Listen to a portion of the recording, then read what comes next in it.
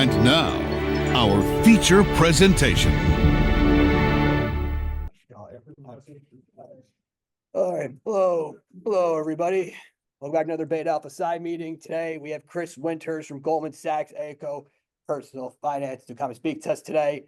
Again, please, if you're on Zoom, please put your camera on if possible. Let's ask a lot of questions, make this a very, engaging session. And with that being said, Chris, I'll let you take it away. Perfect. Hi, everyone. As you guys probably hear all the time, the more interactive you guys can make this, I think the more we'll all get out of it. I have my colleagues, Jessica and Ethan, on with me. So in terms of agenda, I figured I'd tell you a little bit about kind of what we do, get into more about me, my journey, and how I got to what I do every day. Jess and Ethan will share kind of their stories. They're somewhat recent graduates, as they'll kind of tell you. And we have a couple of topics. We're going to do kind of a Q&A between myself and them, back and forth on topics that we think might be relevant to you guys. But then we left, obviously, plenty of time at the end. We're going to give some final pieces of advice. And then, like I said, it's really your guys' time. Feel free to ask me about, anything. My favorite class, what I do like, don't like, commuting, what show I'm not watching on Netflix. Anything's fair game. Feel free to ask us anything. It's your guys' time. We want to make sure you're getting the most out of it. So as Jack mentioned, we are from Goldman Sachs, specifically the ACO division, which is really the personal finance, right? So in terms of my role, I am a financial advisor, right? If I'm at a cocktail party or meeting someone new and they ask me what I do, I am a financial advisor. ACO themselves, or ACO the company, has been around for like 50 years, something like that. We've been owned by Goldman Sachs since 2004, and then as of 2021, we're a wholly owned subsidiary, just another little division of the large company. But I have my own client book, right? What's a little bit different is I'm not cold calling people, right? So I'm not calling Jack and saying, hey, you should invest with me and whatnot. Our division, which is nationwide, New Jersey, we have a satellite office in DC. So we're all over the country. So if you were looking for opportunities within the ACO division, it's from California, Texas, Atlanta, Pittsburgh, Chicago. I'm probably missing a few satellite offices, but all over the country. We go out to companies, so companies as a whole. So we would go to Fairleigh Dickinson and say, why don't you pay for your executives, at FDU Corp to get financial counseling, right? So then Jack, being the CEO of Beta Alpha Psi Corp, comes to me as a client, right? And then I help him with everything, right? From his estate plan, right? Getting his will and power of attorneys in place, trusts for kids, things like that. Taxes, right? Whether sometimes we do actually prepare taxes for clients, even if we don't prepare the actual tax return, we're doing tax projections. We're Goldman Sachs, so investments is really a big part of what we do, and I call it half the conversations I have are centered around taxes. I'll let Jess and Ethan sort of talk to you about their roles. But in terms of how I got here, I always like to say, because I think I do this every semester or so, I literally sat in your guys' seats. So I'm an FDU grad. I graduated with my undergrad in 2007. I did sort of that 5-year program, went right through and got my MBA in a year. So I graduated with my MBA in 2008. So yeah, literally, sat in your seats. A couple of the professors I had are still there. I don't know that they'll remember me, but I remember them. Went to work for Ernst & Young, beyond that, now known as EY, doing financial planning. I did do some tax work with them in the Times Square office, which is no longer their headquarters, but at the time it was. Was there for 6 years. Now I've been with Goldman almost to the day for about 10 years. Really enjoy what I do. I think what I like most is I get to interact with people, right? If you had asked me when I was a junior or senior, I said, I want to work in finance. And quite frankly, I said, I want to go work in investments and make a lot of money. I don't really know what that meant. And I kind of fell into the financial advising role. A friend of mine who graduated ahead of me at FDU was working for Ernst & Young doing financial advising type work. I kind of started there saying it's a good firm, good company. 2008, the financial crisis was kind of starting. So I kind of just got in. But now I really like it because it allows me to be mentally engaged in investments, but also I think I get a little bit more human interaction than call it the average analyst. So, without talking too much, I'll hand it over to call it my colleague Jessica next to talk about her role, which is a little bit different, right? And she'll explain that. We'll let Ethan go, and then I said we'll kind of get into topics that I think might be a little bit more interesting than kind of how I got here. So, with that, Jess, it's all yours. Hi guys, my name's Jess. I went to the University at Albany. I graduated back in 2022. Some things about me. So I majored in business administration, concentrated in finance and marketing. I always knew I wanted to go somewhere within the business path. However, I wasn't quite sure where I wanted to be. My junior year of college, I started applying to a bunch of internships, and I ended up getting one at Goldman Sachs ACO. I actually started off in the Albany office, and I now work as an insurance strategist analyst. What that entails is I deal a lot with annuities.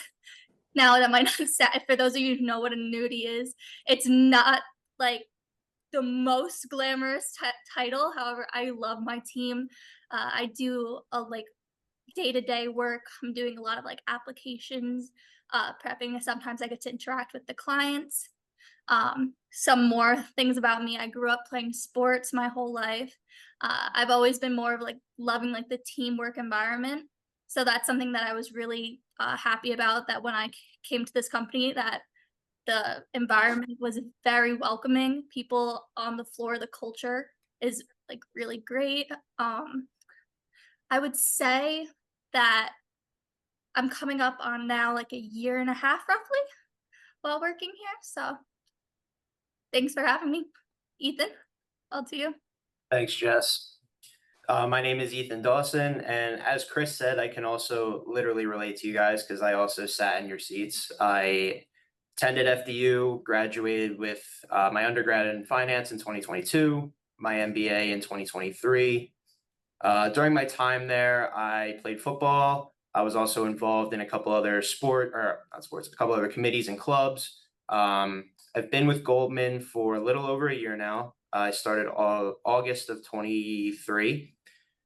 I would say during high school is really when I realized that I wanted to get into the finance industry. I didn't know what exactly I wanted to do, but I knew that, I liked working with people. I liked money, kind of, every person who ever works in finance says that. But it was more during my time at FDU, meeting people, networking with people, that I realized I kind of wanted to be in more of a face-to-face role, more of a client-facing role, and have the opportunity to meet people. Good. So I'll go in reverse order, and I'll start with you, Ethan. What do you not like, right? If there's one thing that you could change about our role, or what's your least favorite part of call what we do? Yeah, I would say my least favorite part, and it's something that you probably run into and across other roles as well. When I first started, there were a couple of times when it just felt like you got flooded with work. It kind of felt like it was coming in from every which way, and that you would never get out of it and never kind of recover from it. It's something that unfortunately happens. But kind of on the flip side of that, fortunately, the more you do it, the better you get at it. There's not a whole lot that I don't like about my role. I love coming in here every day and working. But yeah, if I had to pick something, it would probably be the fact that, there are times when it's high stress, things might not be going your way, but you do learn how to cope with that and deal with that. Thank you. So Jess, I'll kind of go on that vein. I've always said, there's no definition of what work-life balance is, right? Everyone kind of has their own definition. How do Ethan mentioned sometimes you get inundated with work. What's kind of your own definition of work-life balance? Did you have any expectations when you entered the real world? Has those changed? And how does your current role support, call it, your definition of work-life balance? So coming into the real world, like starting off in the office, I was expecting, honestly, for it to be a lot worse than it was. With my specific role, I was hearing all those rumors about 80-hour work weeks every single day. That was not the case for me. I was very lucky with that. most days I'm working, like I want to say around the normal like 40-hour work week. I still make time to hang out with my friends on the weekend. Like obviously there are times like Ethan said where I will get overwhelmed with work. I have to set aside those times to get things done. However, I would say that with my current role, I am able to separate the work-life balance pretty well. So Ethan, with one of the things that we do at ACO, right, is prepare taxes that, quite frankly, you go to JP Morgan, you go to Morgan Stanley and Merrill Lynch and Smith Barney and Citigroup, most of them are not preparing tax returns for their clients, and we are. And I know when I was an economics, slash finance major, I wanted nothing to do with taxes. Full disclosure, students, I actually kind of like that aspect, and that's one thing when I got into this role. I kind of took a liking to taxes, so which was interesting because I didn't particularly love my accounting 1 and 2 courses. That being said, right, Ethan, call it the middle of February to the middle of April is not a time that we have a lot of work-life balance, right? What are your thoughts on call it being a finance major and kind of being forced into a role that you have to do taxes? Were you apprehensive about the role, kind of knowing that's what it entailed? Is it better, worse, as you expected? Can you talk about that for a little bit? Yeah, definitely. I would say when I found out that was part of our role, it was definitely like, I didn't love the idea. I also didn't really love accounting class at FDU or in college in general. But I will say that going through it, and like you said, that mid-February to mid-April timeframe, it's definitely one of the busier times of the year. In fact, it is the busiest. There's no question about it. I have found, or going through it for the first time this past year, it's very satisfying to be able to do work like that. And I also have found myself in a situation where I actually kind of enjoy doing it now. It's a different part of the role. It's something we offer that separates us from those other firms. So I think that overall, it kind of gives us kind of a leg up on everyone else. But it's definitely a challenge. But that's part of the role. It's part of what we do, and our clients really appreciate that we do that for them. Thank you. So kind of managing client expectations, right? And say like clients are very appreciative. So Jess, right? So Jess is in a role where she is support to the financial advising teams. Sometimes there's some direct client communication, not always, but I would argue, Jess, and tell me if I'm off base here, that kind of the New Jersey advisor base and the teams, right? Like Ethan and all of us there, we're kind of your clients. Can you talk about kind of good, bad, or indifferent, how it is managing, call it internal employees, if you will, people that are your colleagues, but also call it your clients, if you will. So that was one thing about this role that I loved, due to the fact that when I first started, I knew no one going in. Because I work with everyone within the region at the office, my role is a little bit more unique where I get to talk to everyone. I now know, walking through the office, almost everyone's name. I get to know them like through professional like work, and then also that just within conversation, you get to become friends with them. Going from there, I would say it also helps like seeing them face to face, whereas a lot of times, correct me if I'm wrong, Chris, but like getting information from clients, sometimes you're not always with them, so you're always waiting on an email or a phone call where I can go get up, walk over, and go talk to someone, which is something that's really nice. So you touched on something that I was going to get to, but you kind of made a perfect segue to it, right? Walking over and seeing them, right? So we're a couple of years past COVID now, right? Can you Jess, I'm going to keep it with you. Can you talk to me, and Ethan, spoiler, I'm going to ask you too. Can you talk to me about what your expectations were for working from home versus the office, and have those changed now that you're in the role that you're in? So as of right now, I still do get to work from home during the week sometimes. So that when I was first given my job offer, I was told of that, and I still do that. I like it personally. I have a very long commute, unfortunately. I commute about an hour and a half into the office most days. So I really like that. But going into the office, I think it's a great environment. It's nice to get to talk to people, see people. I think it's really important to build those relationships. So, I mean, both you everyone's always an email or a ping away. So, within that respect, I would say they're not that different, but definitely in the office adds a different aspect like of the work environment. Ethan, how about you? Yeah, I would say before I started and I knew that, I was gonna be able to probably work from home, call it 1 day a week, whatever it is. I was excited for it. I was like, that's awesome. Get to stay home 1 week, maybe sleep in a little bit, get up 30 minutes before I start as opposed to like an hour and a half, 2 hours. After doing it a couple of times, I definitely don't love it. So I might be kind of the opposite. Personally, I feel like I'm not nearly as productive at home as I am in the office. Also, from a commute perspective, I have about a 2-minute walk to get to the office right now. So that's definitely not a factor for me. So, but I do enjoy coming in. And like Jess said, it is nice every once in a while to be able to stay home and kind of, you're still working, but you're kind of relaxing in a way. You can kind of work in a sweatshirt or whatever. But I definitely favor more towards coming into the office. Definitely more than I thought I would when I started. Interesting. That's good. Yeah, I'm the same way. I remember kind of COVID started, right? We all went home, and I remember talking to clients. A lot of our clients, right? So we tend to deal with executives, higher net worth folks. So people at companies that are making the types of decisions, like are we coming back to the office, things like that.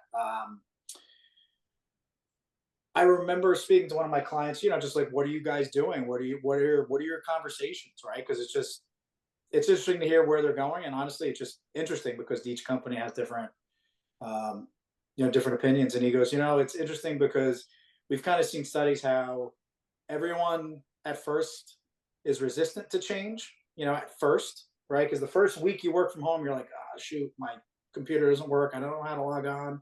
I can't, Ethan's on my team. I can't just turn around and ask him a question. I have to IM him. And then people all of a sudden said, no, working from home's for me, because they realized you do get a lot of time back in the day, right? And then the pendulum swings, right? I will admit I'm a pure example of that. I loved working from home. But then I got to, just too many distractions, quite frankly. My wife's home, my one child's home, my other daughter gets home from daycare, and quite frankly, I can't concentrate at all when my family's around. So the office is really, where I get a lot of things, done. So final question for you, Jess, and I'll kind of let you guys ask me questions. You mentioned, you got to talk to everybody and become friends with people in the office. Is the culture of our office, is that, was it, how important is it to you now? And was that, did it surprise you, again, versus expectations? So that actually did surprise me a lot. I was extremely nervous coming in to the office. Like I said, I knew absolutely no one going into this job. And so it was really nice to have everyone be super inviting. I had like no idea. I only had seen movies based off of work. None of my family worked in finance or any type of building. I was thinking it was going to be papers flying type thing, like people were going to be mean. Like that's not how it is at all. Everyone's extremely nice. Like people constantly will get together after work. We're actually tomorrow having an office Halloween party. Like there's constantly things going on within the office that make it a great culture. Yeah, kind of to go off of that, I felt exactly the same when I started. I was one of my biggest worries was that, I have a question or, have anything for anybody, and I'd walk up and ask, and they'd be like, "Get away from me! Like, don't bother me." It's the exact opposite, is what I found. Everyone's approachable. Everyone's willing to help, whether you're on their team or not. So, and like Jess said, we do these fun little events here and there that kind of help bring everyone together and help everyone to get to know each other even better. I'll jump in. The first day of my first day at Goldman, again, it was the first business day after Halloween in 2014. The two people that invited me out to lunch, I'm still very good friends with the two of them to this day.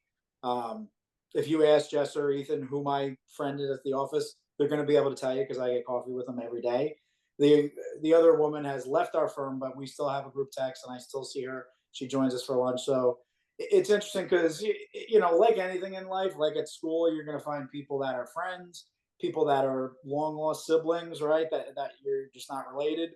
You know, best friends forever, acquaintances, people you don't like. It's going to be the same thing in the business world, right? But it just so happens the two people that said, "Hey, Chris, come grab lunch with us," you know, today, my very first day, are two of my best friends in this world, quite frankly. Let me take a look here. Let's keep going.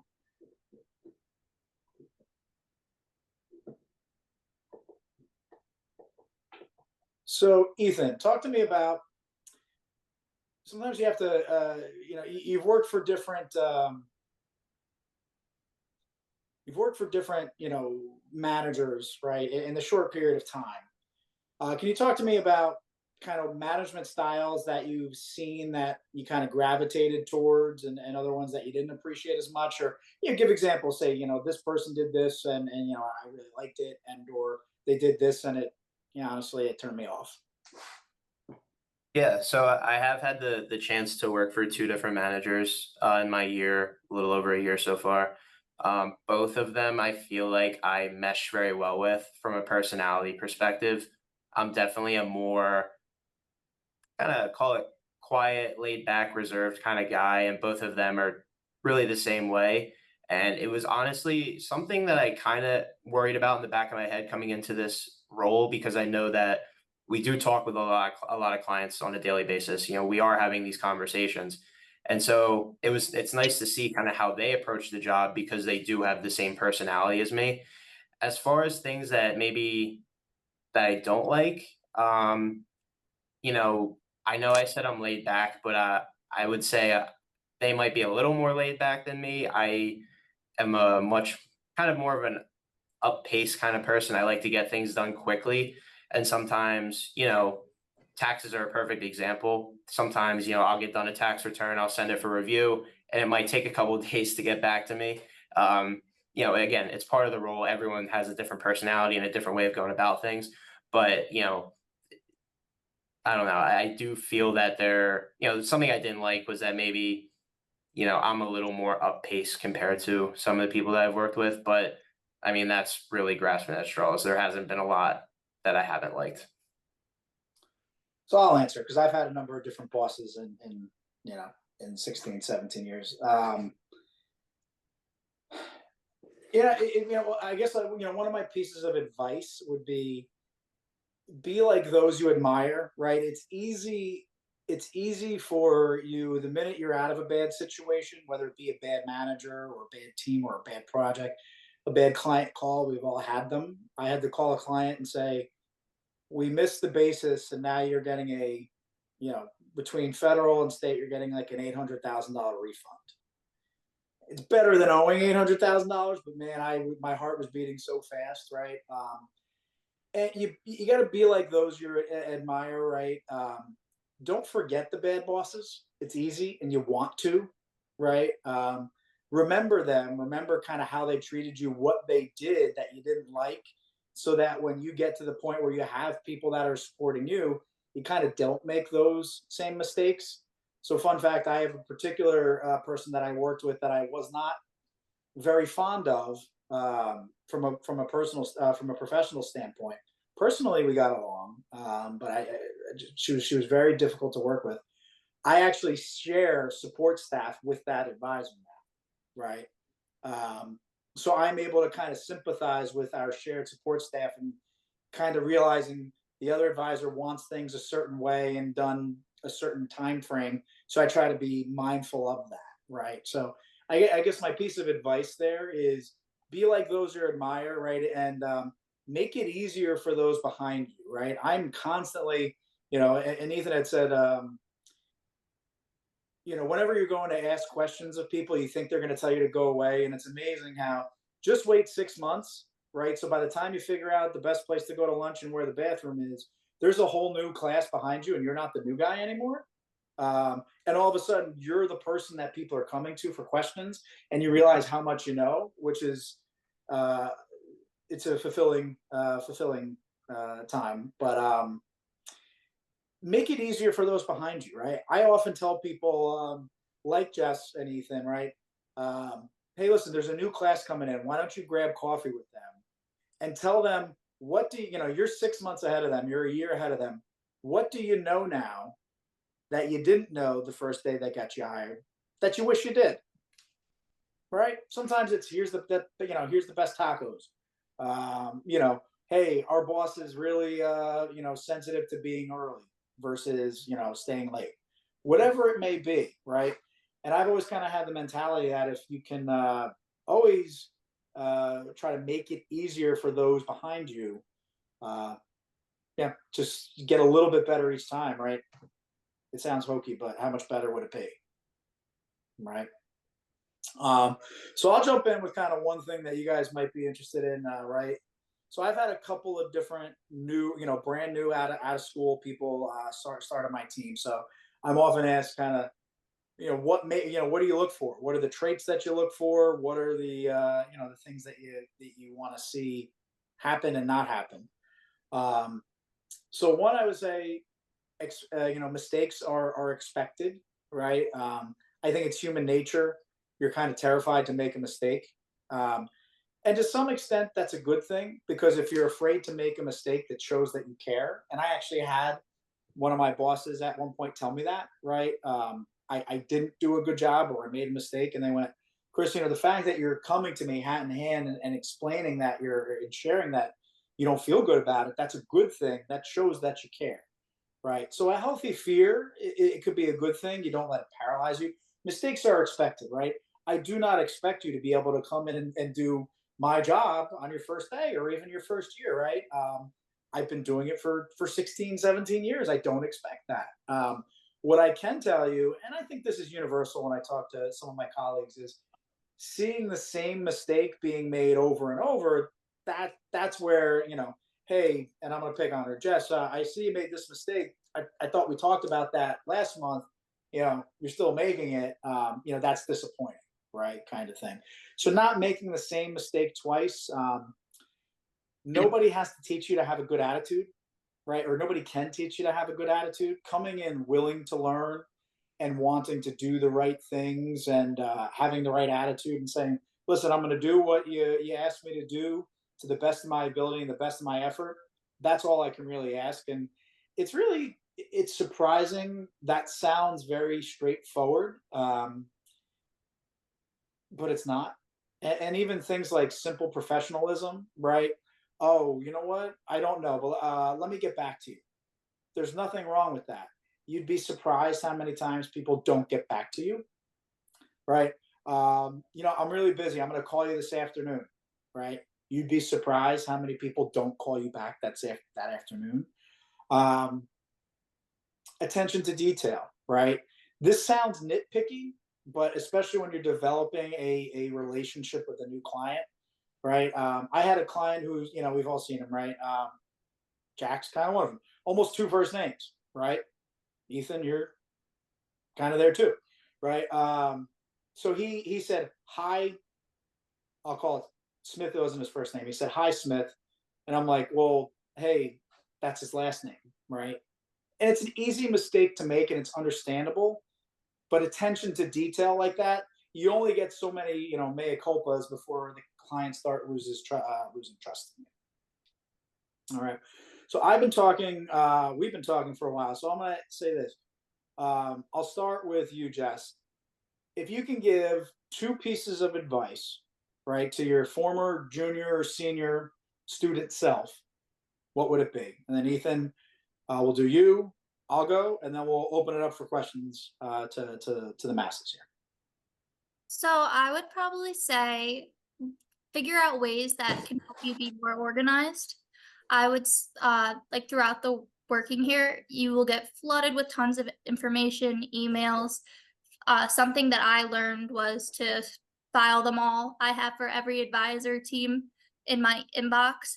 I will move stuff over. I have a spreadsheet that I use for every case that I'm working on, and I will update that because when people eventually are going to ask you questions and you need to be able to have that information. You don't want to be scrambling for 30 minutes looking.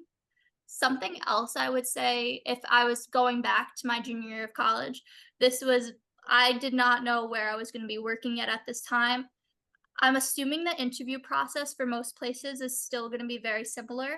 There was something called high review that when I was going and applying to all these internships, you're get comfortable talking to a blank screen because a lot of the questions they will pop up on the screen. You'll have 30 seconds, and it's nerve wracking to sit there and talk to yourself, basically. My best advice is just practice doing that. Have an idea of like your about me, things that you look up the interview questions, be really prepared so that you can have that in your back pocket and not feel flustered on the spot. Thank you. Ethan? Yeah, the first one that I would definitely say, set goals for yourself, both short and long term. It's something that I try to do pretty frequently. And you obviously want to make them as realistic as possible because that's the way that you're going to improve. Like, from a short term perspective, there's things that I, have goals now that I want to be able to accomplish in the next, call it 4 to 6 months, whatever the case may be. But then there are long term goals. Like I'm in a position where I want to be in Chris's role. I know that's going to take multiple years to get there. So, you want to set goals, but you want to keep them realistic, and setting goals also it motivates you, like, cause you want to be able to look back in 6 months and be like, hey, like I can cross that off the list. Like I know how to do that now, or I accomplished that. Another one, and this kind of relates to any role, constantly ask for feedback. It's one thing that I kind of wish I did more early on, but it's something that I've definitely gotten into the habit of now. I try to, meet with both of my managers somewhat frequently and just touch base and say, hey, like, what do you want me to improve on? We met, last quarter, 6 months ago. What do you want? You've seen me grow since then. What do you want me to improve on now? It's a way to show that we care. And it's a way for your advisor, boss, whoever to give you that feedback. They might not just randomly say, hey, let's talk about your performance. Like it shows that you're kind of taking that initiative and wanting to get better. So I can tell you, we do something at Goldman called Letters to My Younger Self, which is essentially exactly what I just asked Jess and Nathan to do. But I can tell you on my 5 points of Letters to My Younger Self, basically in some way, shape, or form, it was the pieces of advice that Jess and Ethan just got. To Jess's point about being organized, you're going to find your own system, but again, no one teaches you how to be organized, right? When I was talking about kind of that common sense isn't so common kind of thing, you only get so many, oh, sorry, I didn't see that email or it got lost. That just doesn't happen, right? Or if it does happen, that's a problem. And again, your credibility kind of goes away. Push your own career. I learned that, and I will echo Ethan's. I didn't push my own career as much as I should have. You're going to have mentors. You're going to have people that help guide you. But no one wants to see you succeed or as quick or as high as you do. So you should be your biggest advocate. You'll have other advocates, but you should be your biggest. My two are bring solutions, not problems, right? And I remember when I first entered the world, my dad said, nobody needs another problem pointer outer, right? Because there are times, and listen, as a brand new analyst on my team, right, it can come, hey, Chris, I know that this tax projection doesn't seem right. Okay, well, great. Identified the problem, but what have you tried? Have you sat down with Ethan? Have you talked to someone on the tax team?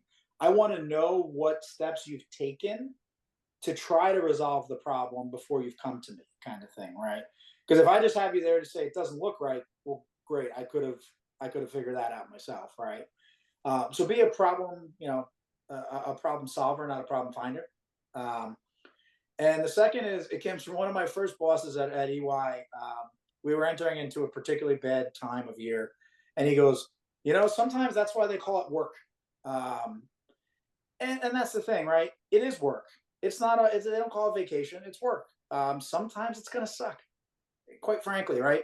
And I remember my dad telling me, no one likes going to work every day. Professional athletes and movie stars, no one likes going to work every day. However, you can't hate going to work every day either, right? The people that you were with make a big part of that. So I think we, in the New Jersey region, at least, we're in Morristown. We're not far from the Madison campus. I think we pride ourselves on being, a pleasant place to work. So the advice is enjoy the highs, learn from the lows, and know that both are going to pass. My lowest point of my career is when I almost blew up an entire program because of a mistake that I made.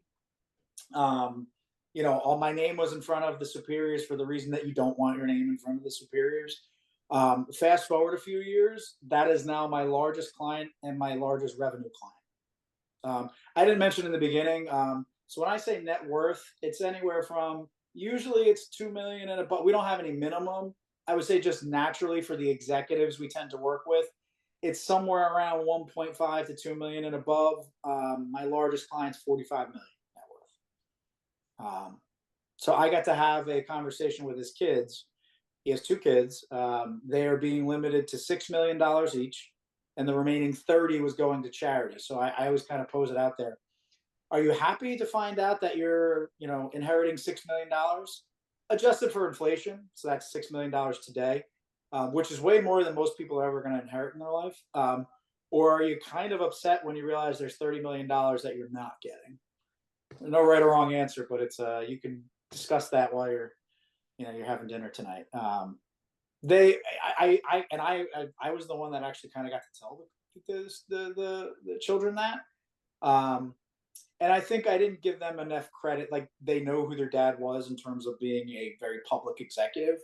So, and it was a public company. So if they really knew how to look, his compensation is public record. So they could have seen, but so I didn't give them enough credit, I don't think, but they took it pretty well. So with that, guys, like I said, open, ask us anything, everything that you want to know. Anyone have any questions? Now is the time to ask, guys. Anyone virtually via Zoom? Anyone in person? Yeah, ask. Yeah. My question is for Ethan. You said you played football here at FDU. I played baseball and basketball, or I did at least. How were you able to leverage some of your skills from that aspect into work life afterwards? Yeah, that's a really good question. I actually would say that when I interviewed for every job that I ever interviewed for, I would relate it back to being an athlete. I think being an athlete is, especially at the college level, is one of the best things that you can be in that age.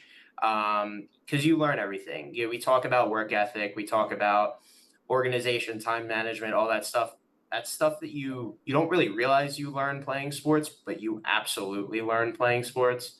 Now, from a time management perspective, when I played football, all right, I know I have to get up at 8 a.m. I have an 8:30 class. I have class until 12. I have to go eat lunch. I have to be in the trainers by 1. I have to be on the field by 2. I get off the field at 5.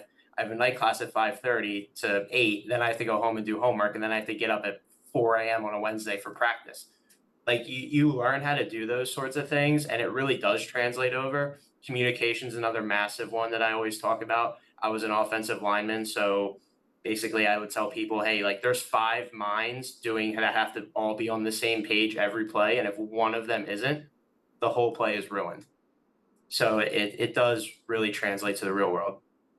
Thank you. Good answer. I never had that lineman one mind analogy before. I like that. Yeah. Anyone else any other questions? See, Jason, you unmuted yourself. You have a question? Sorry, I didn't mean to mute myself. Sorry. All right. Anyone else any other questions? That's the time to ask. Chris, what's your favorite part about working for Goldman Sachs, Echo? What is that? To some extent, listen, it's really cool to tell people you work at Goldman. People perk up. Quite frankly, when One of the last conversations I had with my aunt before she passed away, she called me randomly. I'm like, Anna Lane, why did Anna Lane doesn't call me? She's like, I never realized you were a vice president at Goldman. Like, I am so proud of you. And so honestly, I mean, that part's cool, right? That's an ego thing. But I'd be lying if I said it wasn't cool. When you tell people that, they perk up. But listen, I get to interact with people that not every one of my clients, but like I have clients that have been on CNBC talking before and get interviewed and are public figures, and they come to me for advice, right? My highest revenue client, right? That same guy who I almost blew up our entire corporate program. Um, he's charitably inclined and he's a University of Michigan alumni. So I had mentioned an idea. I'm like, hey, if we do life insurance, it'll do this. And he's like, huh, I never thought about using life insurance as like a donation tool. That's really cool. And I remember being like, this guy is a financial wizard and he thought my idea was cool. Like that was, honestly, it was just a very fulfilling, it was a very, very fulfilling moment. Right. And you realize it doesn't have to be, for people that are worth that much. You can tell when you make a genuine impact on people's lives, and it's very fulfilling in that sense. Thank you for that. I actually have a question. So my question is, what do you know when you started your career that will not help you if you need a plan? I'm sorry, can you repeat that, Jack? Yeah, can you repeat that a little louder? What is something you want to share that you knew when you started your career that from this perspective you think would have helped you if you knew that at the time? I'm sorry, I couldn't quite get it. Yes, sir. Why don't you just repeat it? What, Gordon, what was the question? No, Jack, say it. She's the back of the room. I'm sorry. It's coming in. It's just faint enough where I can pick it up. Yeah. What was it? Advice when you first got into Yeah. that you didn't have. What was any advice that you got when you first got in that you wish that you knew? For me, it was advocate for your own career. That's my short answer. Answer that. Yeah. So over the time that you've been working at Goldman, how has technology changed for you guys, and how have you been able to leverage in AI or anything else in that field towards? It's a good question that we get. We haven't seen AI impact things too much yet. Obviously, technological advancements are helping us, right? From quicker analyses where we have to do fewer inputs. I can tell you, right? One thing I didn't touch on is, COVID and Zoom and how that's changed things. I have clients all over. I have a big population in kind of the Philadelphia and west of Philadelphia. And before COVID, I'd say once every 3 weeks, I'd be driving down, and that would kill an entire day. Now I probably drive down once every 6 weeks, 7 weeks, once every 2 months. And so I'm going down Friday, right? I'm going to a suburb affiliate Friday, and I'm looking forward to it because it's like, all right, now it's a day out of the office. So again, perspective has kind of changed. It used to be, darn, I got to travel. It's nice to not be in the office, but you know what? That means that all the work that you're not getting done is just waiting for you. And now it's still kind of that way, but since it's less frequently, driving down the turnpike is not a bad way to spend a Friday afternoon. So AI, I haven't really seen yet. My guess is, with the robo advisors and AI, will our business look different, 10, 15 years from now? The answer is yes. Even from a generational standpoint, right? I'm on the older end of millennial in terms of what I fall into. And listen, I'll say we, because I think everyone below me is in that same, we're more do-it-yourselfers. But I think when you get to a certain level of wealth, not to say that I'm not confident AI can do that. I think to be able to get a layman's terms or a human, I think there'll be less advisors 20 years from now than there are now because of the robo advisors and AI. It'll be interesting to see how it moves, because the robo advisors, the betterment, and the AI, it's only going to get better and more widespread. I think from an investment management perspective, AI will, I don't know, right now we charge a certain amount for our boring old index portfolios. I think that's going to have to go down because eventually AI is going to do that for you and you don't need a human kind of doing it. So there's a lot to come. I just haven't seen any real impacts yet. But anyone in my business is naive to think it's going to look the same in 15 years. Yeah, thank you. I actually do have a question. So I know most of our members are interested in maybe in applying for Goldman Sachs ACO internships or full-time opportunities. Does Goldman Sachs ACO have any internship opportunities, you have for next summer or for the coming fall 25? I think next summer of 25 is filled, from what I understand. But I will get you the info. Jack, I'll get you the information so you can disseminate it about when that is and how you can apply. Absolutely. Okay. But even just going off of that, from my viewpoint, what qualities do you look for someone who's willing, who applies and going through, Goldman Sachs ACO, and how can someone stand out within that whole process, like the interview? So I've been on the interview panel, and again, it seems very straightforward. It's very easy to tell who's done their homework and who hasn't, right? Simple things like, "Oh, do you have any questions for us?" And people go, "No, I think you." It's like, dude, Google something and come up with a generic question if nothing else, right? Again, you'd be surprised how often it's, "No, I don't think I have any questions." It's like, come on, throw something at us. Listen, to get your resume through, I think I don't say it's tough, but it's hard to stand out from a resume perspective. But showing your personality, quite frankly, right? The GPAs and the curriculars are all going to be somewhere the same range, all the candidates. But getting on that interview, showing your personality, show someone that you're eager. Again, you can't teach attitude, but you can show attitude when you get on the interview. Show everyone that you're energetic, you're eager and willing to learn, that you want to learn, and that you're someone people are going to want to work with.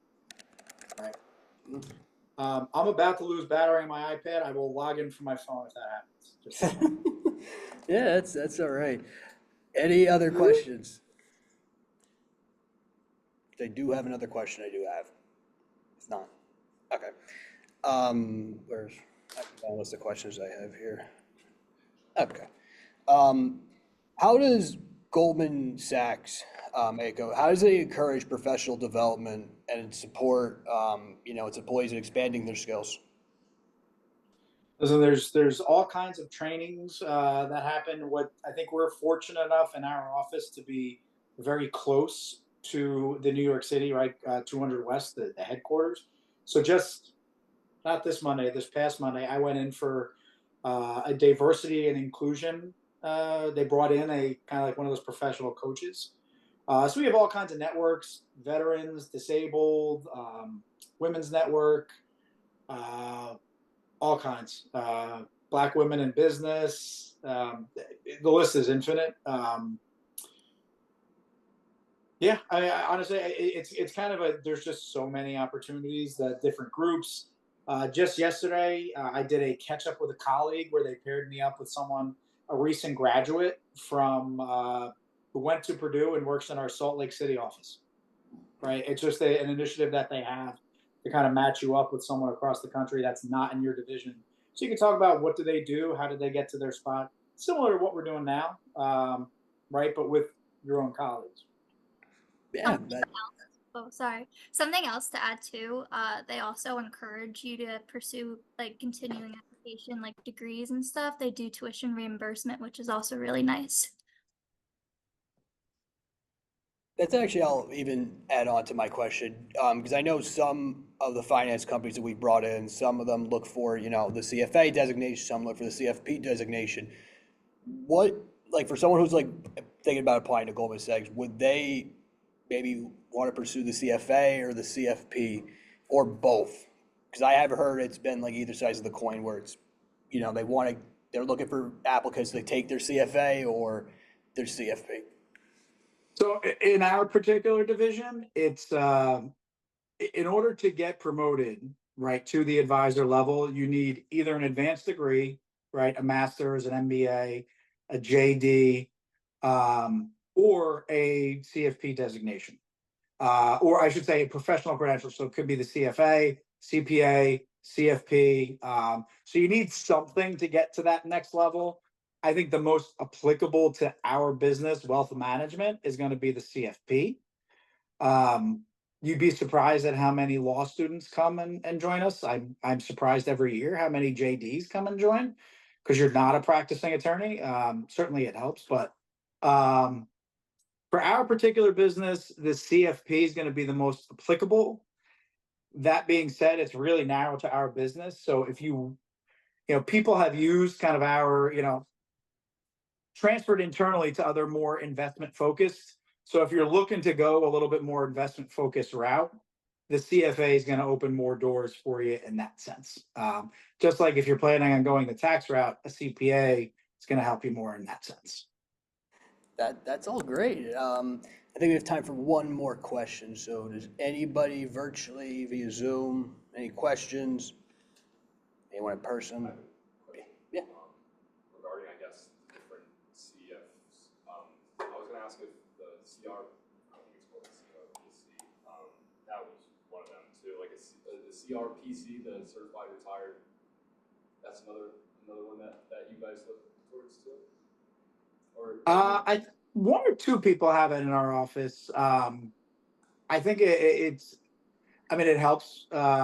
Whether that would qualify to get you to the advisor, quite frankly, I'm not sure of that. But yeah, no, listen, any, especially as you're growing in your career, right? It's not uncommon if you start with us at, you know, right out of school, that you're promoted by the time you're 30. And let's be honest, you're 29 years old talking to someone who's 58 and worth $10 million. They can get a little apprehensive to trust a 29-year-old who hasn't been in the business for that long. So the more education that you can kind of get to support yourself, it helps. Right. Again, I keep going back to my dad. Education and designations is something, you know, people can't take away from you. Right. I guess if you don't do the continuing ed, they can, but you get the idea. I think we all get the idea on that. All right, any final questions? Once, twice, thrice. Okay, well, thank you so much, Chris. Thank you so much, Jessica and Ethan, for all coming in here speaking to us today. Thanks, guys. You have a good night. Good night. Night. Members, candidates, please stay behind for a couple now.